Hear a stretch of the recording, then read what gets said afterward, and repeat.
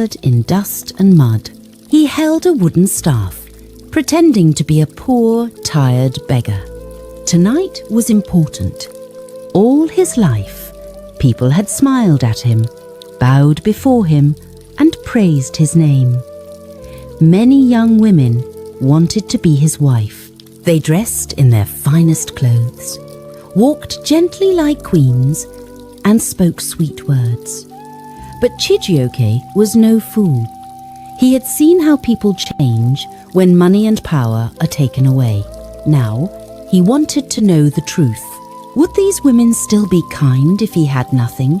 Would they still love him if he was just a beggar? One by one, he had visited their houses, begging for food and shelter. And one by one, they had chased him away. Some laughed at him, some insulted him, and some slammed their doors in his face. Now he stood in front of Adora's house, the woman he had admired the most. He had once imagined her as his queen, sitting beside him on the golden throne. But was her heart as beautiful as her face? He took a deep breath and knocked softly. After a moment, the door creaked open. Adora stood there, holding a lantern. Even in the dim light, she was breathtaking, her fine skin glowing, her eyes sharp and proud. But the moment she saw him, her face twisted with disgust. "What do you want?" she snapped. "Please, kind lady," Chijioke said, his voice shaking. "I am a poor beggar. I have not eaten all day. The rain is cold and I have nowhere to go. Just a small piece of bread, I beg you." Adora stepped back, her nose wrinkling. "How did you even get into our compound?" Chijioke lowered his head humbly. "I mean no harm, my lady. Before he could finish, she spat on the ground near his feet. "Get out of here before I call my father," she barked. "How dare you bring your filthy presence to my house?" Chijioke's chest tightened. His heart ached. But before he could turn away, he heard soft footsteps. Another girl stepped out. She was not as beautiful as Adora. Her dress was simple, her hands rough from work, but her face was gentle and kind. She carried a small plate of food, and before anyone could stop her, she held it out to him. "Take this," she whispered urgently. "Eat quickly and go before anyone sees you." Chijioke froze. He had not expected this, but before he could take the plate, Adora whirled around in anger. Her face burned with rage as she stepped toward the second girl, and without warning, she slapped her hard across the face. Slap! The sound echoed in the rainy night. "How dare you!" Adora shrieked. "Do you know how much a cup of rice costs in the market, and you are wasting food on a beggar?" The second girl winced but did not step back. She touched her burning cheek and said softly, "I gave him my portion, not yours." That only made Adora angrier. She turned toward the house and screamed, "Mother! Father! Come and see what this foolish girl is doing!" Almost instantly, the door burst open. A man and woman rushed out. The moment they saw the second girl standing in the rain, holding a plate of food, their faces darkened. "What is the meaning of this?" the woman demanded. "She was feeding a beggar," Adora sneered. "Like she owns this house." Without asking any questions, the man stepped forward and struck the second girl across the face. "You ungrateful wretch," he roared. "Is this how you repay us for taking you in? By wasting our food on filth?" The girl stumbled, falling to her knees. Tears filled her eyes, but she did not cry out. She simply bowed her head. "I'm sorry," she whispered. "I won't do it again." Chijioke clenched his fists. Every part of him wanted to stop this, to fight for the girl, to punish those who hurt her. But he couldn't, not yet. His heart felt heavy as he turned and walked away, disappearing into the storm. By the time he reached the palace, His soul was filled with grief. The guards at the gate hesitated when they saw him, their expressions unreadable. I need food, Chijioke murmured. One of the guards glanced at him, then nodded. Wait here. Minutes later, the gate swung open. To his shock, he was not just given food, he was invited inside. There, in the warm glow of the palace courtyard, stood his mother, the queen. She was dressed in her elegant robes, untouched by the storm, watching him with an unreadable expression. At her side, a maid carried a tray loaded with food. The queen studied him for a long moment, her sharp eyes narrowing slightly. Then, as the maid handed him the plate, something flickered in her gazier, knowing look. A look only a mother could give her child. Chijioke could no longer hold it in. He laughed a deep, bitter laugh that echoed through the courtyard. His mother gasped. Then, realization dawned in her eyes. Chioke, she whispered. She rushed forward and smacked his shoulder half in anger, half in relief. What in heaven's name are you doing dressed like this? Chijioke shook his head, a bitter smile on his lips. He had his answer now, and it broke his heart. The queen's hands trembled as she held Prince Chijioke's shoulders. She looked into his eyes, her heart beating fast. Why? Why was her son dressed in rags, his fine skin covered in dirt? Where had he been? My son, what is the meaning of this? She whispered. Chijioke exhaled sharply. His body was still wet from the rain, and his mind was heavy with all he had seen that night. He turned away from her, pacing the courtyard, his footsteps leaving wet prints on the polished stone floor. Mother, he began, his voice low. Do you know how many women in this kingdom want to be my wife? The queen sighed. Of course I do. You are the crown prince. Chijioke let out a humorless chuckle. That is the problem.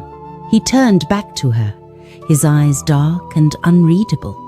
I have been drowning in their admiration, but tonight I saw the truth. The queen frowned. And what truth is that, my son? For a long moment he said nothing. The night wind whispered between them, carrying the faint sound of thunder. Then, finally, he spoke. They do not love me, he said, his voice thick with emotion. They love the crown. The queen stiffened. Chijioke? They smile at me, flatter me, bat their eyelashes in my direction. He continued, his tone laced with bitterness. But tonight, when I stood before them as a beggar, not a single one of them saw me as a person worthy of kindness. The queen's eyes widened. You went to them in disguise? He nodded. I went to their homes, one by one, begging for food, for shelter, anything to show me their hearts. He clenched his fists, his knuckles turning white. Do you know what they did, Mother? The queen swallowed hard. A feeling of unease curled in her stomach. They spat at me, he whispered, chased me away like an animal. Some even swept my footprints from their doorsteps, as if my presence had brought bad luck to their homes. His breath shook. Even the one I thought I loved the most. She was the worst of them all. The queen's heart twisted at the pain in her son's voice. Oh, my dear boy. Chijioke lifted his gaze to her, and for the first time that night, his eyes shone with unshed tears. But there was one. The queen's breath caught. One? He nodded slowly. She was not the one I expected. She was quiet, unnoticed, but when she saw a man hungry and cold, she did not turn me away. The memory burned in his mind the way she had stepped forward, defying the scorn of the others. The way her hands trembled as she offered him food, knowing she could be punished for it. She gave me food, he murmured, and for that she was beaten. The queen inhaled sharply. Beaten? Chiyoki clenched his jaw. Her own family turned on her. They called her a burden. They said she was ungrateful and evil because she showed kindness. His voice cracked. And I did nothing. I walked away while she suffered. The queen stepped forward and cupped his face in her hand. You have done nothing wrong, my son, she said gently. You sought the truth and you found it. That is never a crime. Chiyoki shook his head. But now, I must make it right. The queen frowned. What do you mean? I must go back for her. The queen's breath hitched. Chiyoki! She does not belong in that house, he said firmly.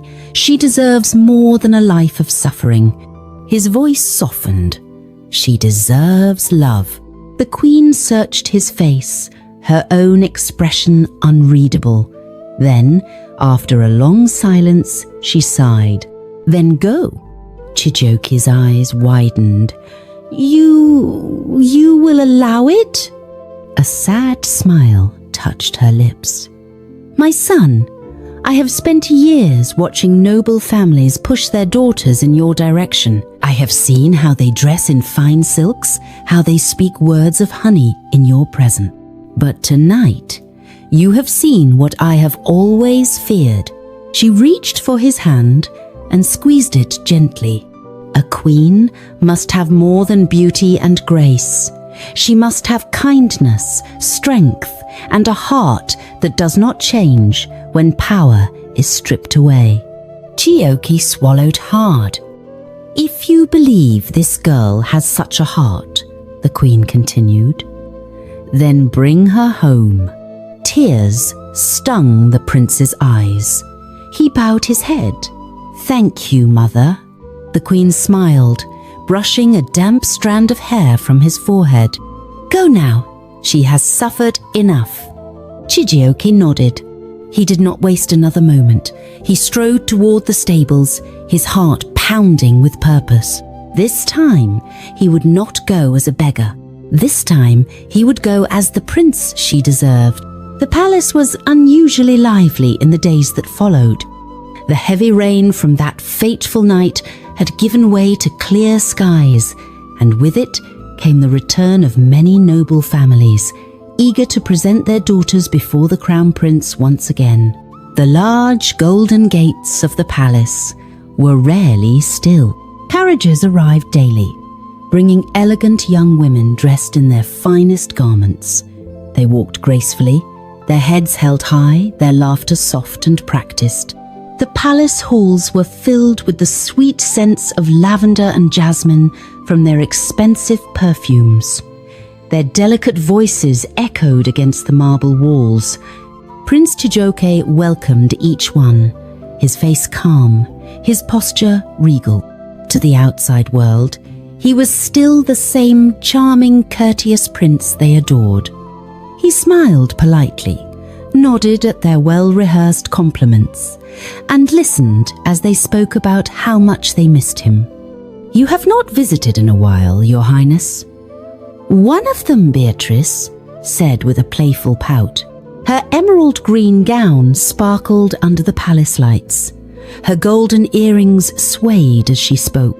I was beginning to think you had forgotten me. Another, Charlotte added, tilting her head slightly. Her dark curls framed her face perfectly, her beauty undeniable. One by one they came each claiming that they had treated him the best, that their hearts were pure, that they were the ones most deserving of his affection. And Chiyoki, ever the patient prince, listened to them all. He nodded, he smiled, he let them speak their carefully chosen word, but his mind was elsewhere. No matter how much he tried to focus, his thoughts kept drifting back to that girl, the one who'd given him food despite having so little herself. He remembered the fear in her eyes as she handed him the plate, the way her hands trembled slightly. He remembered the sharp sound of the slap. The cruel words spoken to her, the way she had cried out in pain. His chest tightened at the memory. Where was she now? Had she been punished further after he left? Was she still crying herself to sleep at night? He wanted to see her again. But how? If he simply rode to her house and asked for her, it would cause an uproar. Her family might take out their anger on her again. Worse still, they might hide her away, making it impossible for him to reach her. He needed a plan. As another noble girl spoke to him, his fingers tapped lightly against the polished armrest of his seat. Tomorrow, he would leave the palace once again. But this time, he would not be a beggar. This time, he would go as someone else entirely. The morning sun rose gently over the kingdom, casting golden streaks of light across the palace walls. But inside the prince's chamber, there was no peace. Chijioke stood by the tall window, his hands clasped behind his back, his heart heavy with worry. He had barely slept the night before. The girl's tear-streaked face haunted him every time he closed his eyes.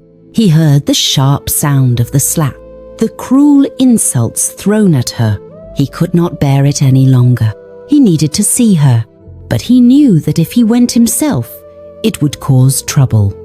Her family might react differently if they saw the crown prince at their doorstep. It would draw attention, and he did not want that, not yet. So, he called for one of his trusted palace guards, Henry. Henry was tall, broad-shouldered, and fiercely loyal to the prince. He had served in the palace for years, and Chijioke trusted him completely. "You will go to the house," Chijioke instructed, his voice calm but firm. "Ask for the girl who was punished that night, the one who gave food to the beggar."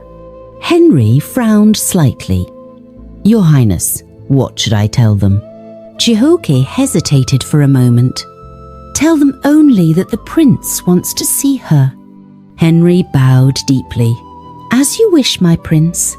And with that, he left. The sun had fully risen by the time Henry arrived at the house. It was not as grand as the homes of noble families, but it was still a house of wealth. The walls were high, the doors were polished, the courtyard was clean. He knocked loudly. Within seconds, the large wooden door swung open, and there she was, the beautiful one, the very girl Prince Chijioke had once considered marrying. She stood in the doorway, dressed in a flowing gown, her long black hair carefully arranged, her skin glowing with expectation. When she saw the royal guard, her lips curled into a delighted smile. "The prince sent for me?" she asked, already straightening her posture, adjusting her jewellery. Henry looked at her for a moment, then shook his head. "No, my lady, I was sent to find the other girl." The smile froze on her face. For a second, she did not react. Then she blinked. "The other girl?" Henry confirmed. Her brows furrowed, confusion flickering in her eyes. Slowly, she turned her head and called over her shoulder, "Mother." From inside the house, heavy footsteps approached. Soon, the mother appeared, her eyes gleaming with curiosity. She wiped her hands on her wrapper, looking from her daughter to the royal guard. "What is it?" she asked. "Mother," the beautiful one said slowly, her voice unsure. "The royal guard is looking for her." The mother's smile faded instantly. She stared at Henry, then narrowed her eyes. "Why?" Henry shook his head. "I do not know, my lady. All I know is that the prince wishes to see her." A cold silence fell over them. Then the mother's face twisted in anger. "What has she done?" she snapped, her voice sharp. "Why would the prince send for her? What kind of trouble has she caused?" Henry remained silent. He had been ordered to say no more. The mother turned her burning gaze toward the house and stormed inside. "Come out here," she shouted. A few seconds passed. Then, the girl emerged slowly from the shadows of the house. She was dressed in an old brown gown, her feet bare, her arms covered in faint bruises from the previous night's punishment. Her eyes were downcast, her shoulders slightly hunched, as if she had already accepted whatever fate was waiting for her. When she reached the doorway, she stopped, her hands clasped in front of her, her head bowed. The mother took one look at her and raised her hand. Slap! The force of it made the girl stumble. "What have you done?" the mother hissed, grabbing her arm. "What did you do to make the prince send for you?" "I don't know," the girl stammered, wincing at the pain. The mother slapped her again. "Liar! You must have done something. Do you think princes look for useless girls like you?" The girl bit her lip, fighting back tears. "I swear I don't know." But the mother was not listening. She pushed the girl backward, pointing a trembling finger at her. "You are a curse. Nothing but bad luck. First, you killed your parents, and now you want to bring shame upon this house?" The words stung more than the slap. The girl clenched her fists, her chest tightening. But she did not argue. She had learned long ago that no amount of protest would change what they believed about her. Henry, who had been watching in silence, finally stepped forward. "My lady," he said firmly, "the prince is waiting. We must go." The mother huffed, crossing her arms. "Take her and go. I don't care what happens to her. She is no daughter of mine." The girl swallowed hard. She did not cry. She simply turned and followed Henry, her steps slow, her heart pounding. As they stepped out onto the street, she finally dared to glance at the royal guard. "Is the prince angry?" she asked quietly. Henry looked at her, his expression unreadable. "You will find out soon enough," he said. And with that, they walked toward the palace. The palace was a place of grandeur and beauty. Its towering walls gleamed under the afternoon sun. The scent of freshly bloomed roses drifted through the air. Birds chirped softly in the vast gardens, where a majestic fountain stood in the middle, water cascading down its marble structure. But as the girl stepped inside, she did not see the beauty. Her legs trembled, her lips quivered. She felt like a prisoner walking into the unknown, not knowing whether she would be punished or cast out. Her heart pounded against her chest as she followed the royal guard. The palace was too vast, too beautiful. She had never set foot inside such a place, and every step she took felt heavier than the last. Finally, they arrived at the royal garden, and there, sitting under a golden pavilion, surrounded by lush green trees, was Prince Chijioke. The sight of him made her knees weak. She had seen him before, of course. The whole kingdom had. He was the desire of every maiden, the dream of every noble family.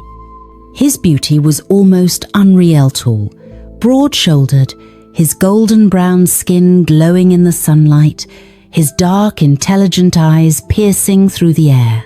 And now, he was looking straight at her. The girl's heart pounded as Prince Chijioke stood up. She had never been this close to him before. Never imagined she would be standing before the prince, much less that he would be welcoming her. Chijioke noticed her hesitation and smiled gently. "Please, don't be afraid. Come." The girl swallowed hard. She hesitated. Then, with slow, shaky steps, she walked toward him. The closer she got, the dizzier she felt. The prince pulled out a chair for her to sit. but she remained standing, her hands clenched together. She was afraid to sit, afraid to talk, afraid to even breathe too loudly. Chiyoki noticed. His gaze softened. "You don't have to be afraid," he said. "I'm not going to hurt you." She nodded, but still she didn't sit. The prince sighed, then motioned to the servants. At once, a table was set before them covered in the finest dishes, golden goblets of fresh fruit juice, steaming plates of food, bowls of fruits, and delicate pastries. The girl's stomach clenched. Was she really supposed to eat? Was this a test? A trick? She had spent most of her life eating scraps, sitting on the kitchen floor while her aunt's family dined at the main table. Now she was being served a meal fit for royalty, and she was expected to eat it. Her hands trembled as she stared at the plate. The prince, noticing her discomfort, picked up his own cup of juice and drank. Then he took his fork and "Eat," he urged gently. The girl hesitated. She glanced at the palace guards, standing in the distance, their faces expressionless. She glanced at the servants, moving quietly around. Was she really allowed to do this? She finally picked up a spoon, her fingers shaking. She took a small bite, Tezo. Small, it barely counted as food. The prince chuckled. "You can eat properly," he said, watching her with amusement.